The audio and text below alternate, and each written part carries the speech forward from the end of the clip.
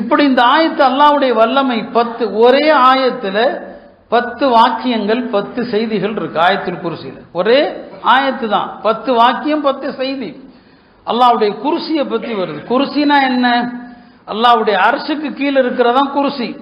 அந்த குர்சியுடைய பிரமாண்டத்தை நபிஸல்லாஹு சொல்லுவாங்க, இந்த வானம் பூமி இந்த பிரபஞ்சம் அனைத்தோடும் குர்சியை ஒப்பிட்டீங்கன்னு சொன்னா அந்த குர்சியுடைய பிரம்மாண்டத்துக்கு முன்னால் இந்த வானமும் பூமியும் பாலைவனத்தில் கிடக்கிற ஒரு சாதாரண வளையத்தை போலன்னு சொன்னாங்க.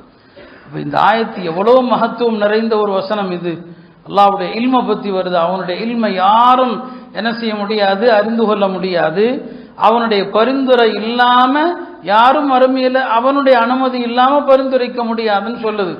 இப்படி ஆயத்துல் குர்சியுடைய சிறப்பை பற்றி தனியாக ஒரு பெரிய பயானே செய்யலாம். நான் இந்த ரமதான்ல எல்லார்ட்டையும் கேட்டுக்கொண்டது என்னன்னா, முழு குரானையும் மனனம் பண்ணியவர்கள் வாக்கியம் மிக்கவர்கள். முழு குரானையும் மனனம் பண்ண முடியல. குரான்ல ஒரு சில வசனங்களையாவது பாடம் பண்ணுங்க. ஆயத்துல் குர்சியை பாடம் பண்ணுங்க. ஒவ்வொரு ஃபர்தான தொழுகைக்கு பிறகும் ஆயத்துல் குர்சி ஓதுங்க. ஒவ்வொரு ஃபர்துக்கு பிறகும் ஆயத்துல் குர்சி ஓதிட்டார்னா அவர் சொர்க்கம் செல்வதற்கு தடையாக இருப்பது மரணம்தான். இஷா தொழுதிங்க, ஆயத்துல் குர்சி ஓதிட்டா அவர் ராத்திரி மௌத்தானா சொர்க்கம்தான். ஃபஜ்ருக்கு பிறகு ஆயத்துல் குர்சி ஓதினாரு, லுஹருக்கு முன்னால மௌத்தானா சொர்க்கம்தான். இது ஹதீஸ்ல வருது. ஆயத்துல் குர்சி காலையில ஓதிட்டா மாலை வரைக்கும் துன்பம் இல்லை, மாலையில ஓதிட்டா காலை வரைக்கும் துன்பம் இல்லை. குரான்ல சில ஆயத்துகளையாவது மனப்பாடம் செய்யுங்க. நீங்க எந்த கேரளாவுக்கும் போக தேவையில்லை, புரியும் உங்களுக்கு. யாரு பின்னாலையும் ஓட வேண்டிய தேவையில்லை, ஆயிரங்களையும் லட்சங்களையும் இழக்க வேண்டிய தேவையில்லை. இந்த ஆயத்துல் குர்சியுடைய சிறப்பை ஜின்னு சைத்தான்கள் விளங்கின அளவுக்கு நம்ம விளங்கல. சைத்தான் விளங்கி இருக்கிறான் ஆயத்துல் குர்சியை, ஜின்னு விளங்கி இருக்கிறான். சரிங்களா? பல சஹாபாக்களுடைய வாழ்க்கையில நடந்திருக்குது. அபு அய்யூபுல் அன்சாரி அவர் வீட்டில் ஒரு அலமாரியில பேரிச்சம்பழம் வச்சிருந்தார். மனுஷன் மட்டும் திருட வரமாட்டான், ஜின்னு சைத்தானும் திருட வரும். அது பல ரூபத்தில் வரும். ஒரு நாள் அபு அய்யூபுல் அன்சாரி வீட்டில் ஒரு ஜின்னு வந்துருச்சு. சரிங்களா? அவங்க என்ன செஞ்சுட்டாங்க, போய் பிடிச்சிட்டாங்க. ஜின்னு மனித ரூபத்திலையும் வரலாம், எந்த தோற்றத்திலையும் வரலாம், பிடிச்சிட்டாங்க. அப்போ அந்த ஜின்னு வந்து இனிமே வரமாட்டேன், அல்லாஹ் மீது சத்தியமா அப்படின்னு என்னை விட்டுருன்னு சொல்லி அவங்களையும் விட்டுட்டாங்க. மனுஷன் நினச்சிக்கிட்டாங்க. மறுநாள் பெருமானாருடைய சபைக்கு வர்றாரு. நபிசுல்லாம் கேட்டாங்க, ராத்திரி வந்த கைதி என்னப்பானான்னு கேட்டாங்க. இதை கேட்டாங்க நபிசுல்லாஸ்லாம். அவர் சொன்னார், யார சொல்லதான் வந்தான், நான் பிடிச்சேன், இனிமேல் நான் வரமாட்டேன்னு சத்தியம் போட்டு சொன்னான், அதனால் நான் விட்டுட்டேன், இன்றைக்கும் வருவான் பாரு அப்படின்னு சொன்னான். 2வது நாளும் வந்தான், அவர் பிடிச்சிட்டாங்க.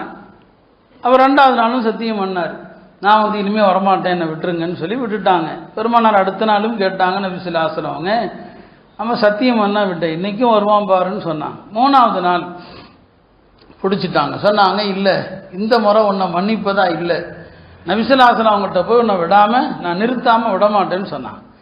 இப்போ அவன் சொன்னான், இல்லைப்பா என்னை விட்டுரு, நான் உனக்கு ஒரு ஆயத்தை சொல்லித்தரேன், அதை ஓதுனா சைத்தானோ எந்த எதிரியும் உன் பக்கத்துலேயே வர முடியாது.